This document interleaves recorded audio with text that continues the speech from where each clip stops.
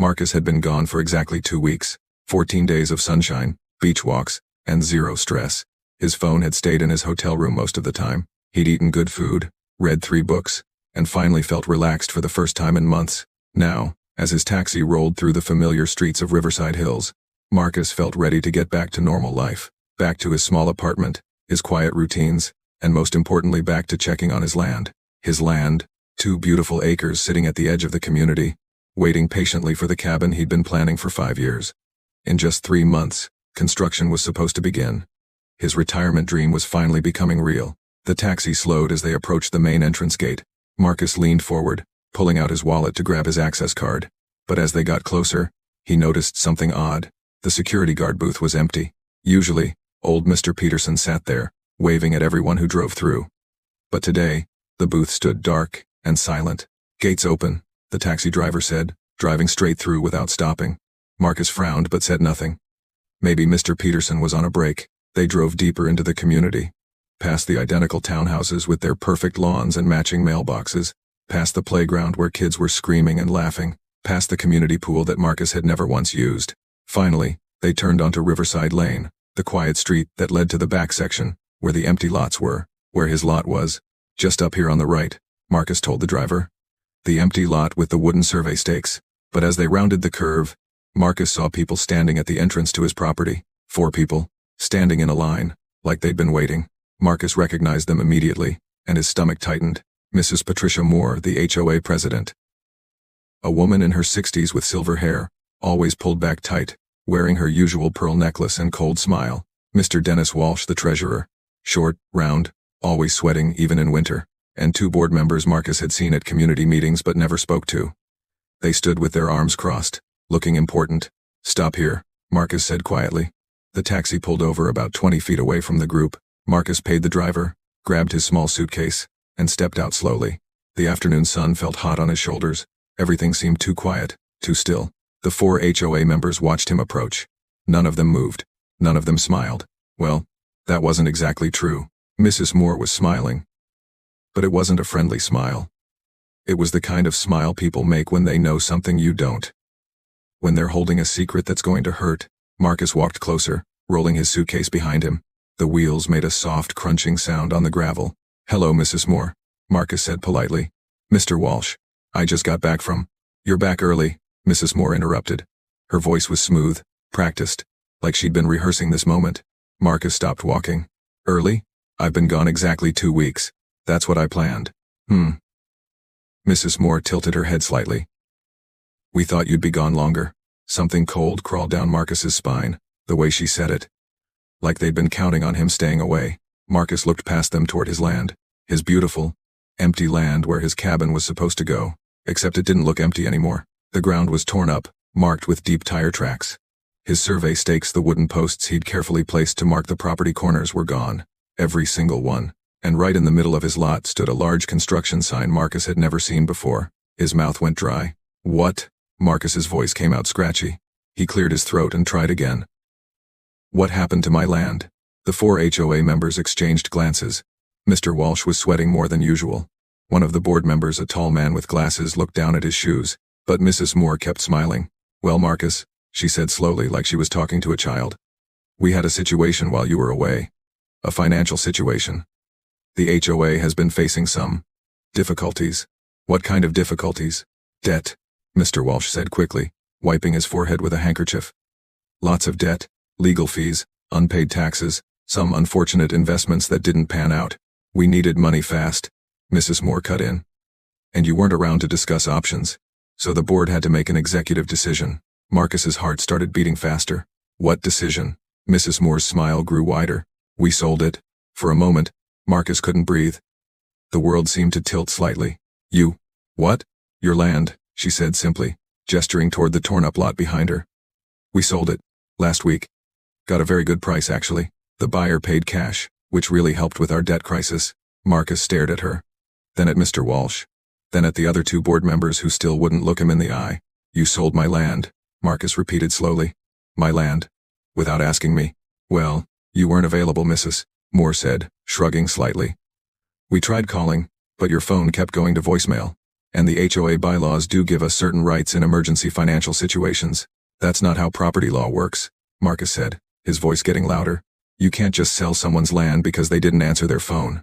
The tall board member with glasses finally spoke up. Actually, there was some documentation. Proper authorization, Mrs. Moore interrupted smoothly. Everything was handled legally, Marcus. The buyer's already paid, the money's already been distributed to cover our debts. It's done. Marcus felt like he might throw up. 5 years of planning, 5 years of saving. His retirement dream, gone, sold, while he was lying on a beach, completely unaware. Who? Marcus had to stop and swallow hard. Who did you sell it to? Davidson Builders, Mr. Walsh said quickly. They're putting up condominiums. It's actually a really nice development plan. I don't care about the development plan. Marcus's voice cracked. That was my land. I bought it. I own it. You can't just. Could, Mrs. Moore corrected gently. We could. And we did.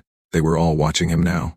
Waiting for him to explode, to scream, to cry maybe, to beg them to fix this impossible situation. Marcus could feel the rage building in his chest like hot lava. His hands were shaking, his face felt hot, but then something strange happened. A calm feeling washed over him, cold and quiet, because Marcus suddenly remembered something important, something these 4 people standing in front of him didn't know, something that was going to change everything. Marcus took a slow, deep breath. Then he did something that clearly surprised them. He smiled.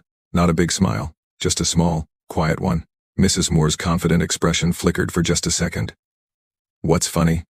Nothing, Marcus said softly. I'm just processing. Well, process quickly, the tall board member said nervously. We have other appointments this afternoon. Marcus nodded slowly, still smiling that small smile. Just one question. What? Mrs. Moore asked. When exactly did you finalize the sale?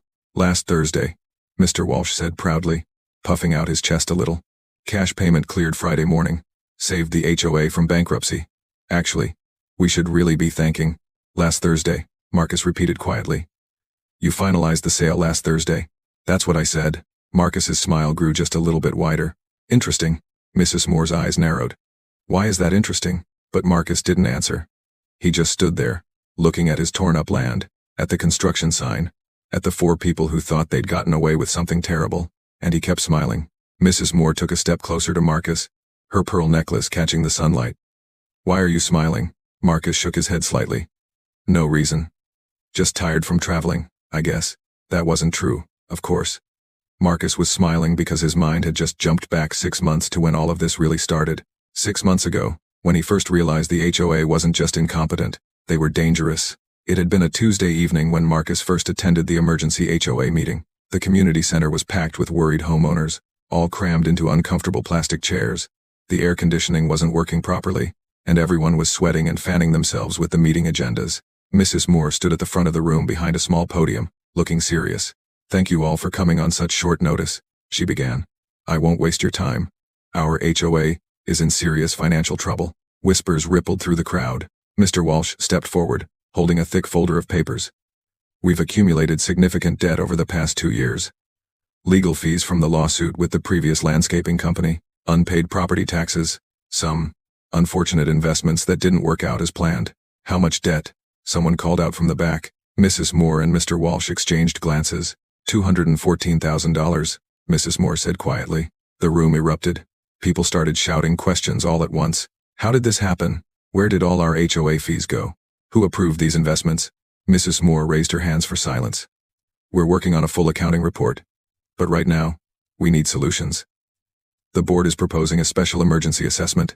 Each homeowner would pay an additional $5,000 to cover the debt. More shouting, more anger. Marcus sat in the back row, listening carefully. He'd been doing mental math in his head, and something didn't add up. There were only 38 homes in Riverside Hills. If each home paid $5,000, that would only be $190,000. Where would the other $24,000 come from? After the meeting ended, Marcus waited until most people had left. Then he approached Mr. Walsh, who was gathering papers into his briefcase. Excuse me, Mr. Walsh? The treasurer looked up, startled. Oh, Marcus. Hello. Quite a meeting, wasn't it? Yes, Marcus said. I had a question about the numbers. You said the debt is $214,000, but the emergency assessment only covers $190,000. What about the rest? Mr. Walsh's face turned red. He fumbled with his papers. Oh, well, we're exploring other options for that. Maybe selling some community assets. Or, What community assets? Marcus asked. We don't own anything except the gate system and the playground equipment. Well, yes, we're still working out the details, Mr. Walsh stammered. The important thing is that everyone pays their assessment. Marcus nodded slowly. I'd like to see the full accounting report before I agree to pay anything. Mr. Walsh's eyes went cold. The assessment isn't optional, Marcus. It's a board decision. If you don't pay, we'll have to take action. What kind of action? Legal action. Liens on property. Whatever's necessary. Marcus kept his voice calm. I'll pay when I see proof the debt is real, and that the money will be used properly. I'm not writing a $5,000 check based on your word alone. Mr. Walsh's jaw tightened. He snapped his briefcase shut. You're making a mistake. Maybe, Marcus said. But it's my mistake to make. He walked out of the community center that night feeling uneasy. Something was very wrong with the HOA's finances. And Marcus had just made himself a target by asking questions. The next few weeks confirmed his suspicions. Suddenly, Marcus started receiving strange notices in his mailbox. A letter warning him about improper parking, even though his car was parked in his designated spot. A citation for lawn violations, even though his grass was perfectly trimmed. A notice that he'd missed a community meeting he was never told about. It was harassment.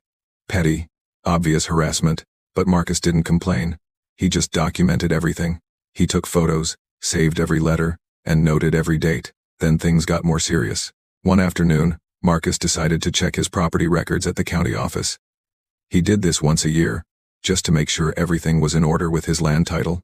When the clerk pulled up his file, Marcus noticed something odd. Why does it say my file was accessed 3 times last month? He asked. The clerk looked at the screen. Looks like someone from the Riverside Hills HOA office requested copies of your deed. Marcus's stomach dropped. 3 times? Yes, sir. Once on the 5th, once on the 12th, and once on the 28th. Did they say why? No, sir.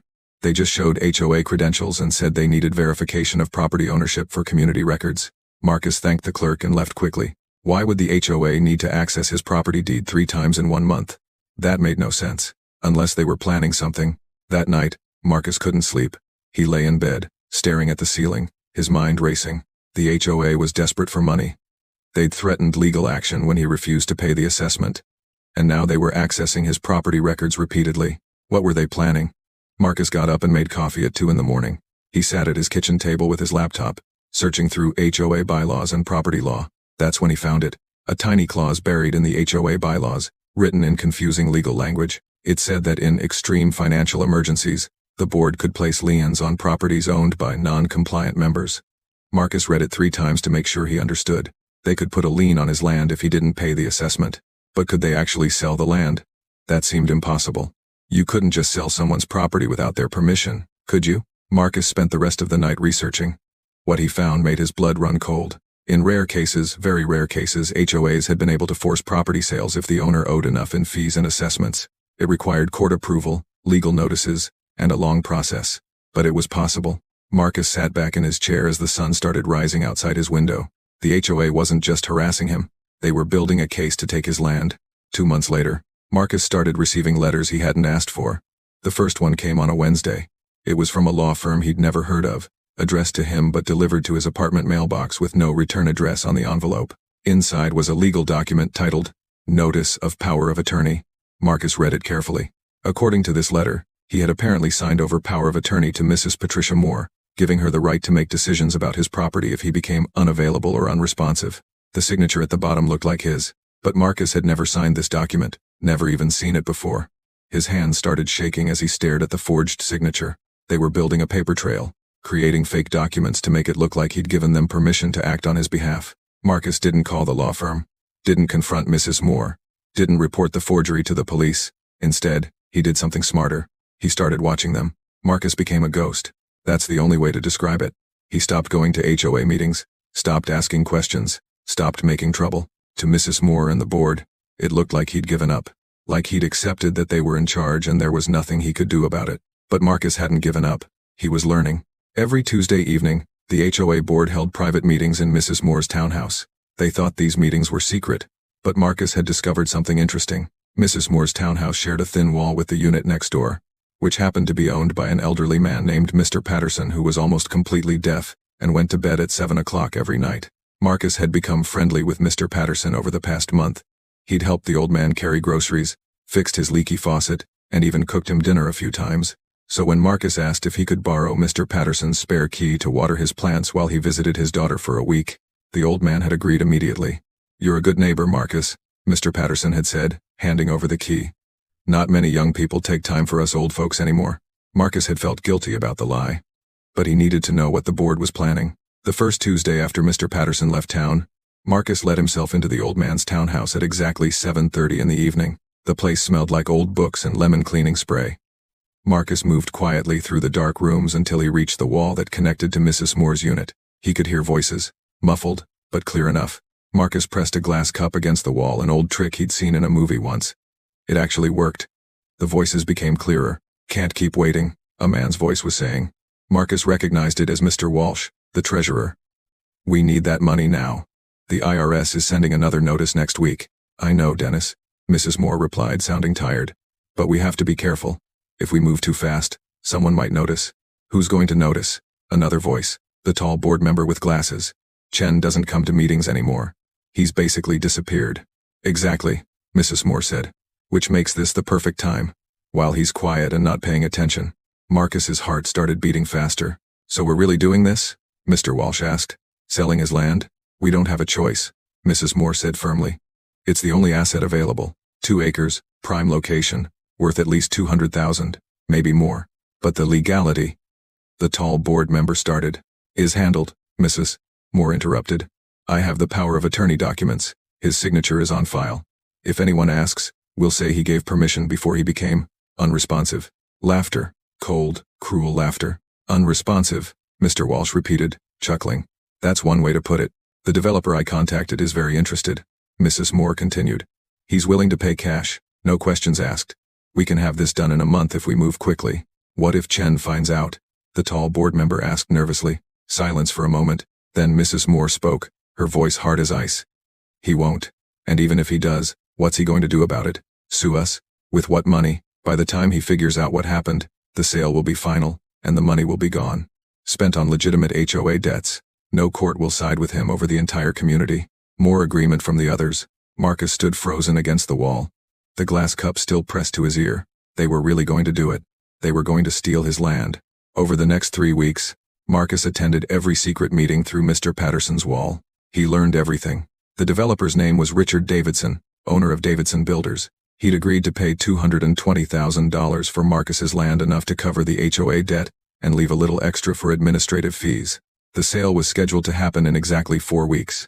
Mrs. Moore had already prepared the forged documents, not just the power of attorney, but also a fake authorization letter supposedly signed by Marcus giving the HOA permission to sell the land on his behalf. They'd even altered the property plat map in the HOA records to make Marcus's land look like it was part of the community assets rather than private property.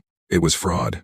Pure, simple fraud. And they were getting away with it because they thought Marcus was too quiet, too passive, too scared to fight back. Marcus sat in Mr. Patterson's dark living room after the 3rd meeting he'd overheard, his mind spinning.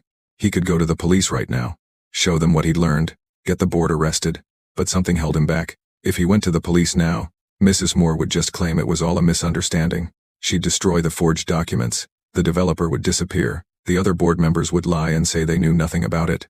Marcus needed more than overheard conversations. He needed solid proof, documents, money trails, evidence that couldn't be denied, which meant he needed to let them think they were winning. He needed to let them complete the crime.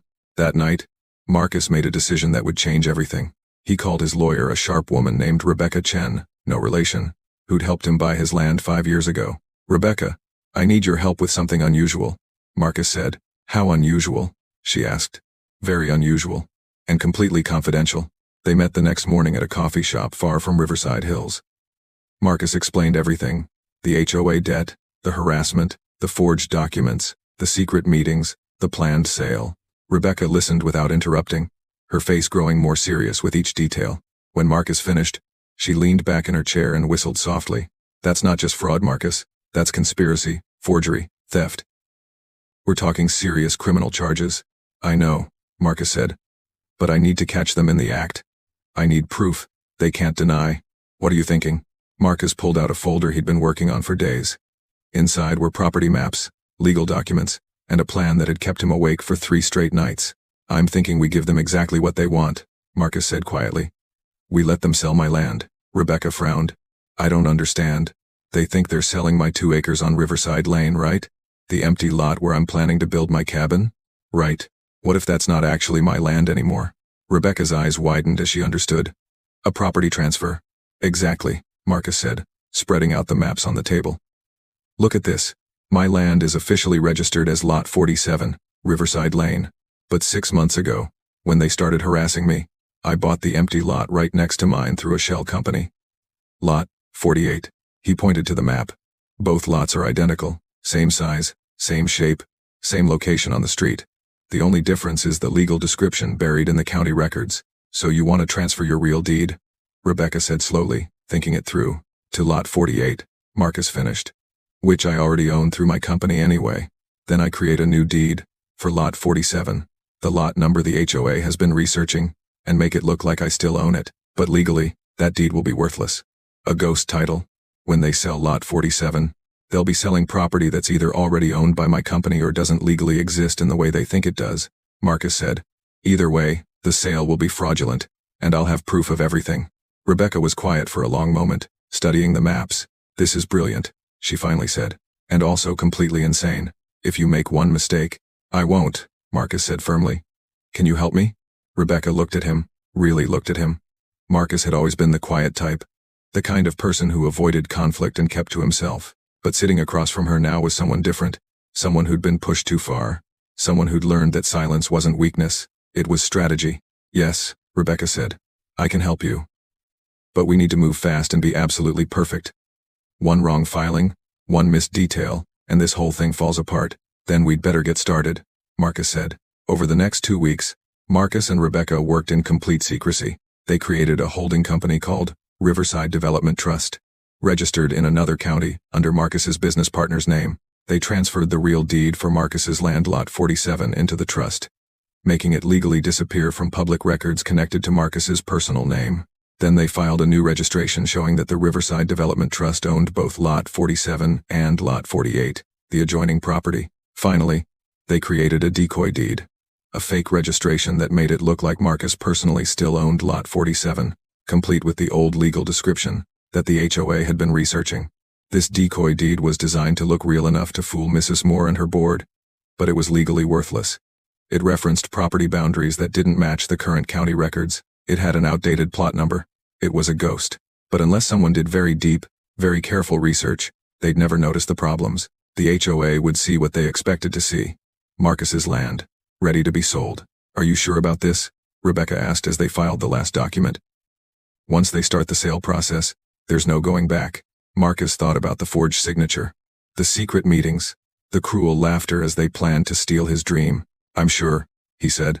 3 days after filing the decoy deed, Marcus made his final preparation. He called Richard Davidson, the real Richard Davidson, not the developer Mrs. Moore thought she was dealing with. Because here's what Mrs. Moore didn't know. There were actually 2 Richard Davidsons who owned construction companies in the area. The one Mrs. Moore had found was Richard P. Davidson, owner of Davidson Builders, a small company that did mostly residential work. But Marcus had found Richard L. Davidson, owner of Davidson Development Group, a much larger company that specialized in land acquisition. And Richard L. Davidson happened to be Marcus's former college roommate. You want me to do what?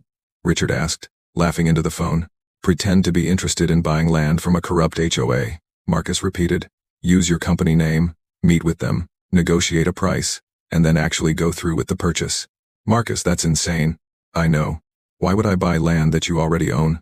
Because legally, you'll be buying land that my development trust already owns, Marcus explained. The sale will look legitimate on paper, but it'll actually be my company selling property to you through the HOA as a middleman who has no legal right to be involved. Richard was quiet for a moment.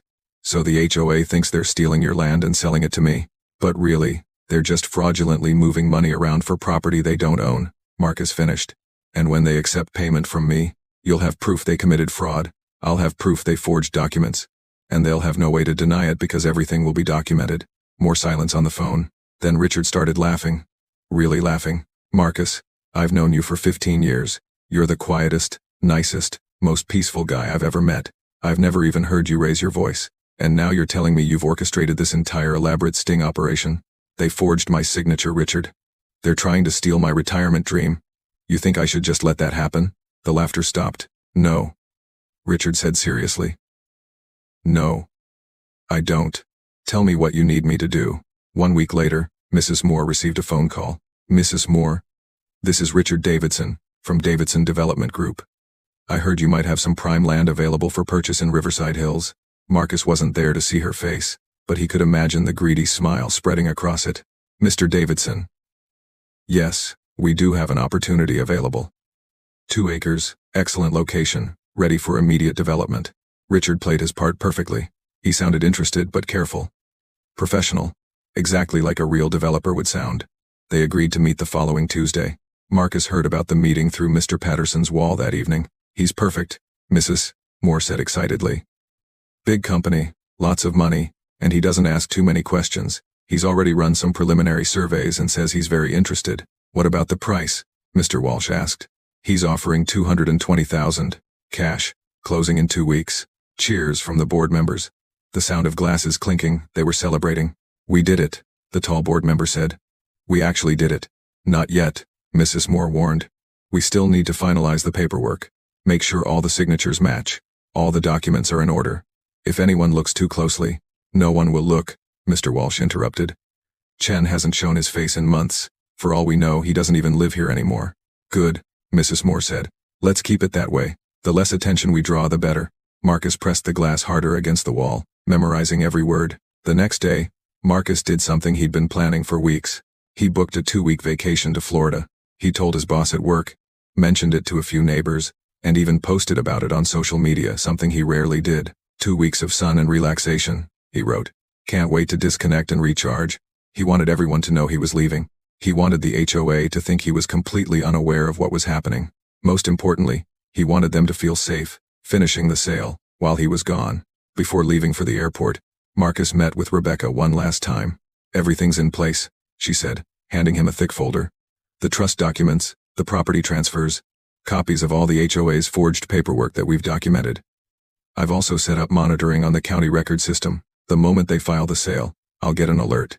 And Richard knows what to do? Yes, he'll go through with the purchase, wire the money, complete the whole transaction. The HOA will think they've gotten away with it. Until I get back, Marcus said quietly. Rebecca looked at him with something like admiration. You know, when you first came to me with this plan, I thought you were crazy. But now, I think you might be a genius. I'm not a genius, Marcus said. I'm just someone who got tired of being pushed around. He picked up his suitcase and headed for the door. Enjoy your vacation, Rebecca called after him. You've earned it. Florida was beautiful. Marcus spent 2 weeks on the beach, reading books and swimming in the ocean. He kept his phone off most of the time, just like he'd told everyone he would. But every evening, he'd check his secure email, the one only Rebecca knew about. On day 9, the message came. Sale finalized. Documents filed. Money transferred. They did it. All evidence preserved. See you when you get back. Error.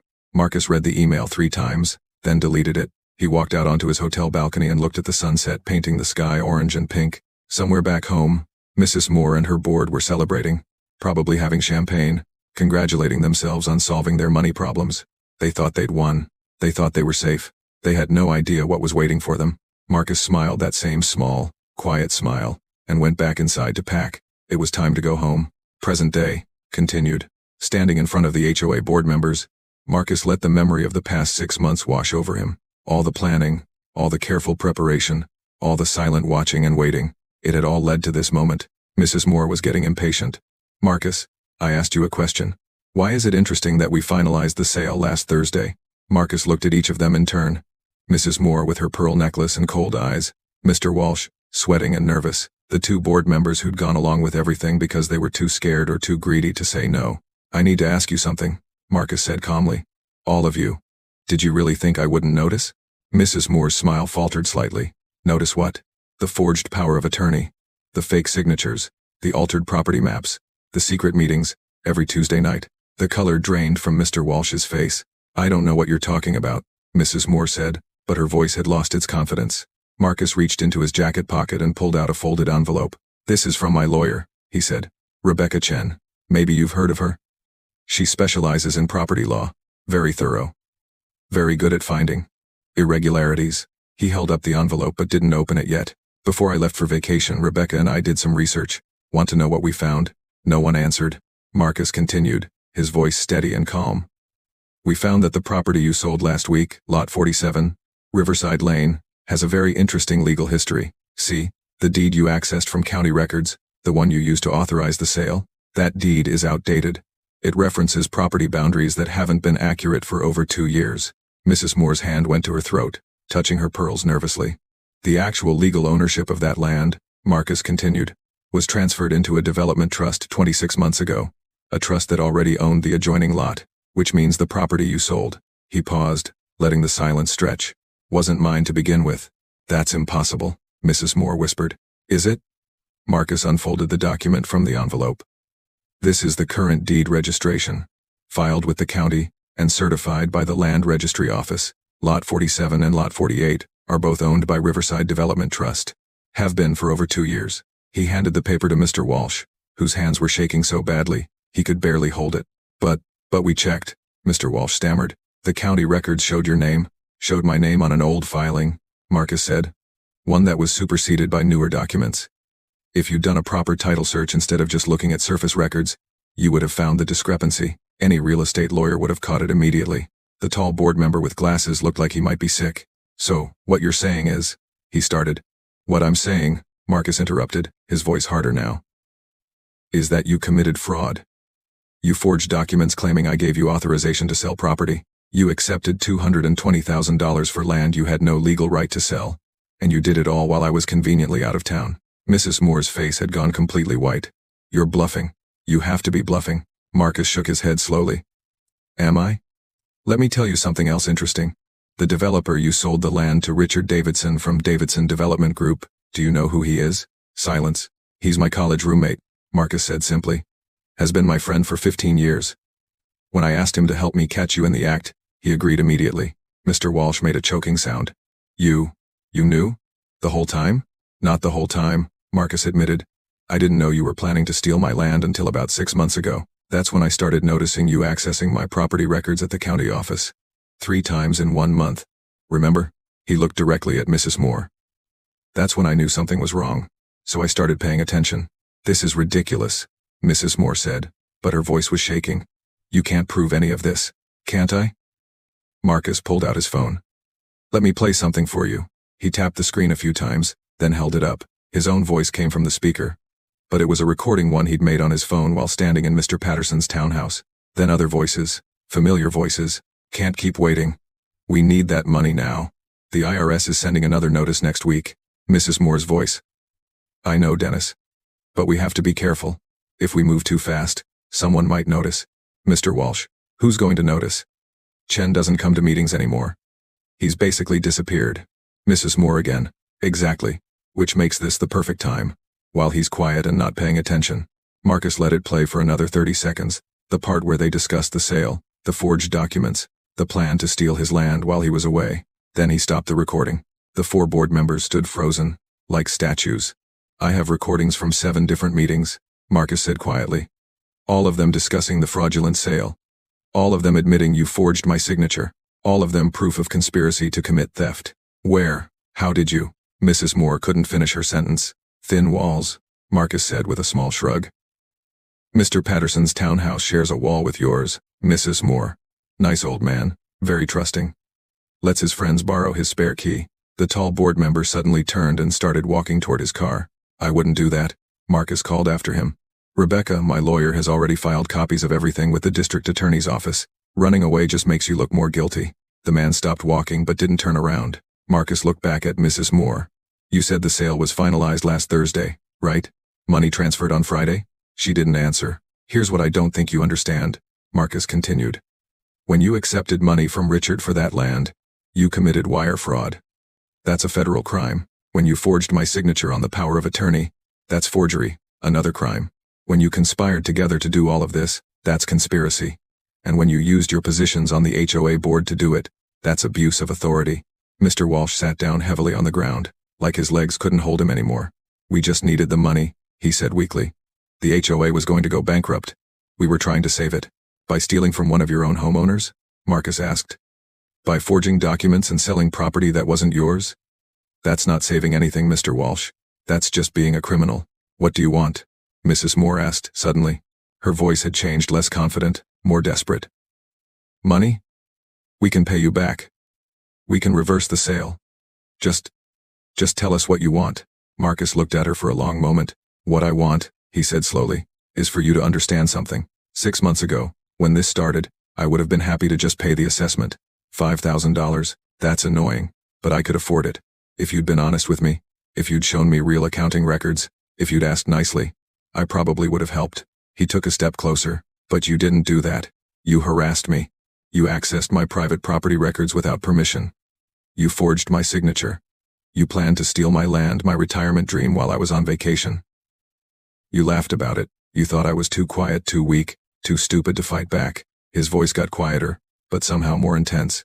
So what I want, Mrs. Moore, is justice. I want you and your board to face the consequences of what you've done.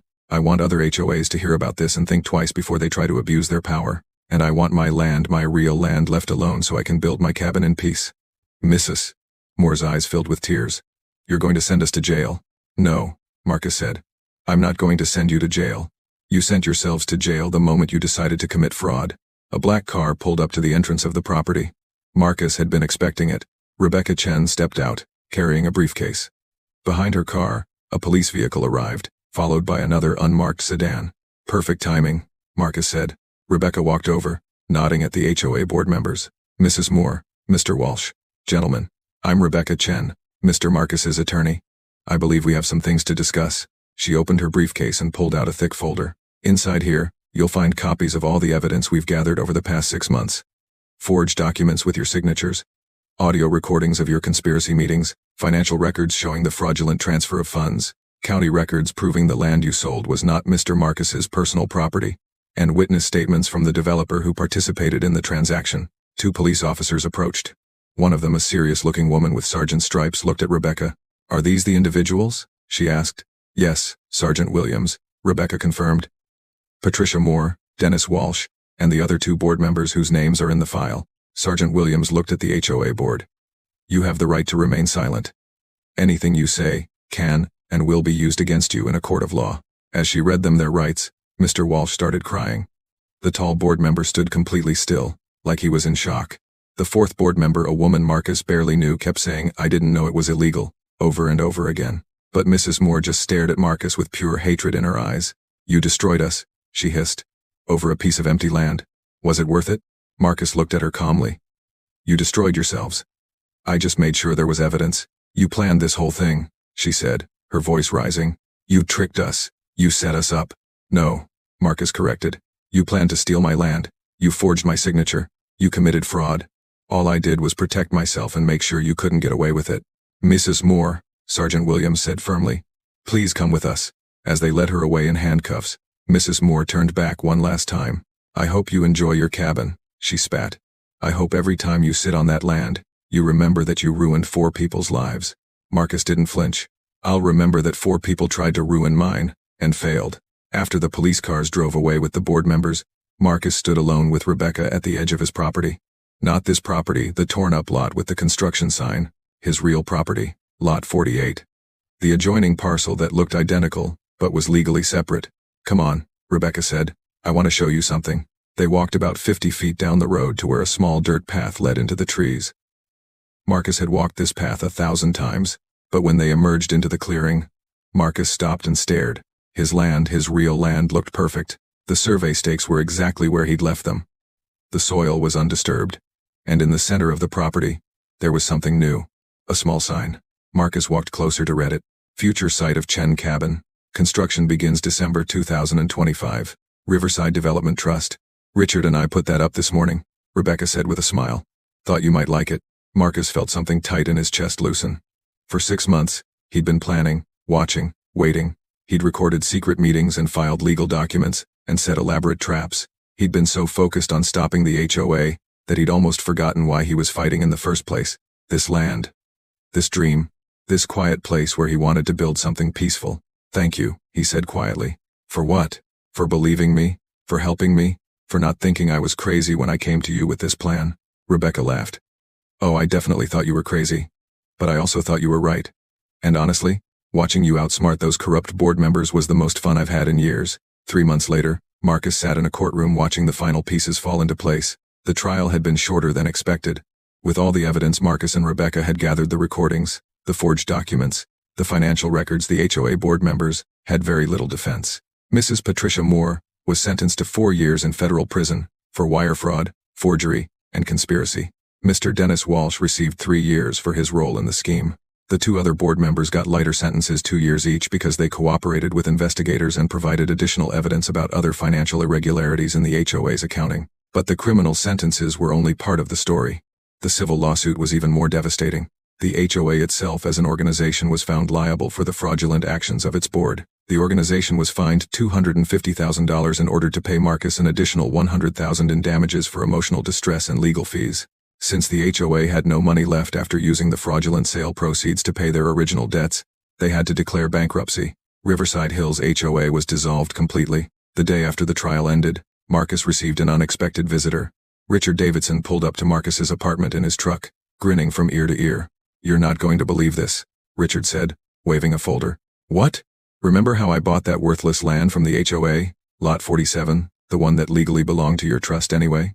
Yeah, well, since the sale was fraudulent and the HOA can't pay back the money I gave them, the court awarded me the actual Lot 47 as compensation, which means I now own the land right next to your cabin property."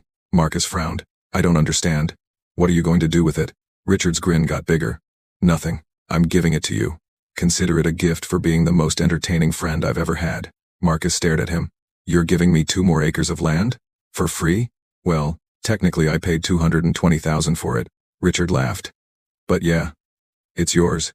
You can expand your cabin, build a garage, plant a huge garden, whatever you want." Marcus didn't know what to say. He just stood there, overwhelmed. "Thank you," he finally managed. I don't know how to thank you." "You already did," Richard said, clapping him on the shoulder. "You let me be part of the most satisfying legal takedown I've ever witnessed. That was payment enough."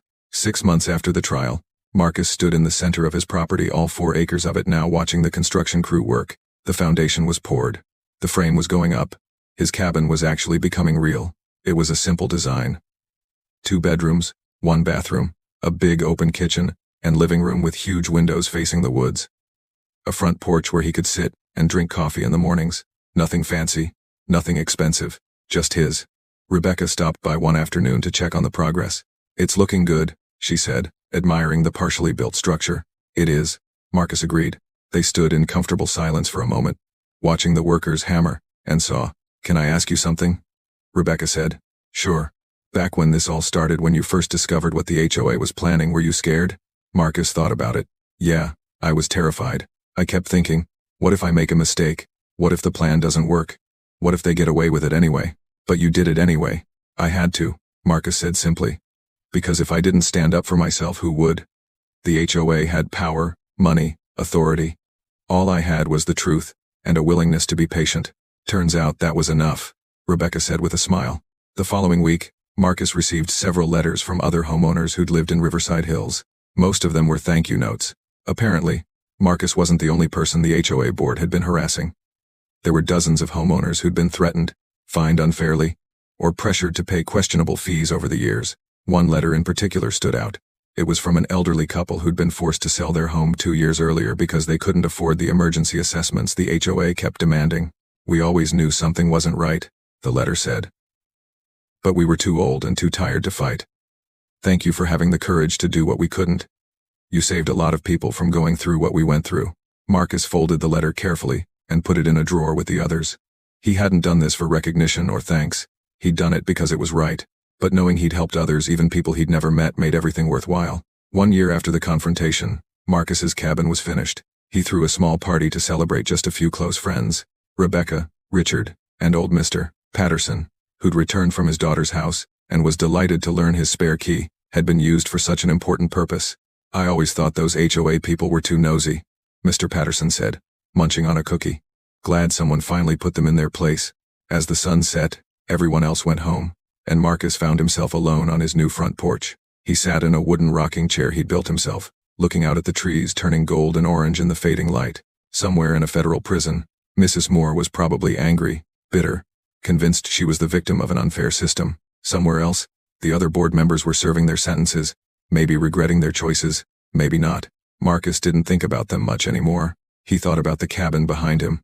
solid, and warm, and his. He thought about the 4 acres of peaceful land where no one could threaten him or harass him or try to steal his dreams. He thought about how close he'd come to losing everything, and how patience and planning had saved it all. And he smiled that same small, quiet smile he'd given Mrs. Moore on the day she'd told him they'd sold his land. The smile of someone who knew that silence wasn't weakness. It was strategy. Someone who understood that real power didn't come from authority or position or loud voices. It came from knowing the truth, gathering evidence, and waiting for exactly the right moment to act. Marcus rocked slowly in his chair as the stars began to appear overhead. He'd won, not with anger, or violence or revenge, with patience, intelligence, and the simple refusal to let injustice go unchallenged. His cabin was built, his land was safe, and justice had been served. Some debts, Marcus had learned, aren't paid with money, they're paid with precision. The end. Epilogue. 2 years later, Marcus received one final letter. It was from Mrs. Patricia Moore, postmarked from the Federal Correctional Facility where she was serving her sentence. Marcus almost threw it away without reading it, but curiosity got the better of him. Inside was a single handwritten page. Mr. Chen, I've had a lot of time to think about what happened. At first, I was angry. I blamed you for everything. I told myself you'd trapped us, tricked us, set us up, but my lawyer made me go through all the evidence during the appeals process. Listening to those recordings of our meetings, hearing my own voice planning to steal your land, I finally understood. You didn't trap us. We trapped ourselves. I convinced myself that because the HOA needed money, and because you seemed quiet and passive, it would be okay to take what was yours. I told myself it was for the greater good. That one person's loss was worth saving the whole community. I was wrong. I don't expect forgiveness. I don't deserve it, but I wanted you to know that your actions taught me something I should have learned a long time ago. Just because you can do something doesn't mean you should. I hope you're enjoying your cabin. Patricia Moore. Marcus read the letter twice, then folded it and put it in the drawer, with all the thank you notes from other homeowners. He didn't write back. There was nothing left to say. He walked outside to his porch, coffee in hand, and watched the morning sun rise over his 4 acres of peaceful land. His cabin, his dream, safe at last.